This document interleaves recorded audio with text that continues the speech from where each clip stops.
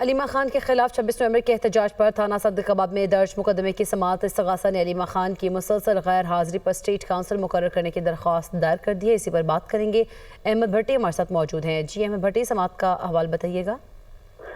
صدارت دہشت گردی عدالت راولپنڈی کے جج امجد علی شاہ کے روبرو آج 26 نومبر احتجاج تھانہ صدقآباد کے کیس کی سماعت ہوئی، جس میں آج بھی علیمہ خان پیش نہیں ہوئی اور ان کے وکیل فیصل ملک کی جانب سے عدالت میں ایک روزہ حاضری معافی کی استدعا کی گئی اور درخواست دائر کی گئی ہے، جس پر استغاثہ نے علیمہ خان کی مسلسل غیر حاضری پر اسٹیٹ کونسل مقرر کرنے کی درخواست دائر کر دی ہے۔ درخواست اسپیشل پروسیکیوٹر ظہیر شاہ نے دائر کی۔ سید ظہیر شاہ نے اپنے درخواست میں کہا کہ استغاثہ نے دہشت گردی ایکٹ کی دفعہ 19(8) کے تحت یہ درخواست دائر کی ہے، عدالت ملزمہ کی غیر ذمہ رویے اور مسلسل غیر حاضری پر ان کا پلیڈر مقرر کرے۔ اگر ملزمہ اور وکیل صفائی ٹرائل میں سنجیدہ نہیں تو ملزمہ کی ضمانت منسوخ کی جائے۔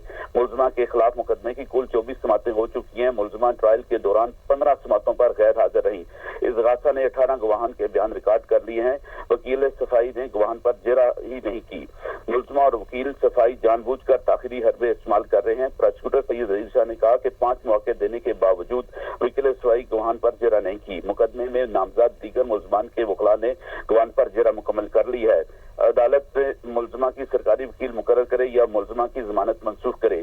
عدالت نے اس درخواست پر نوٹس جاری کرتے ہوئے سماعت کل تک ملتوی کر دی ہے، جبکہ 1 دن کی حاضری معافی کی استدعا منظور کر دی ہے۔ وکیل صفائی نے عدالت کو کل علیمہ خان کی حاضری کو یقین دہانی آنے کی یقین دہانی کرائی ہے۔ مقدمے کی سماعت انسداد دہشت گردی عدالت جج امجد علی شاہ نے کی۔ صحیح، بہت شکریہ احمد بھٹی، آپ ہمیں آگاہ کر رہے تھے۔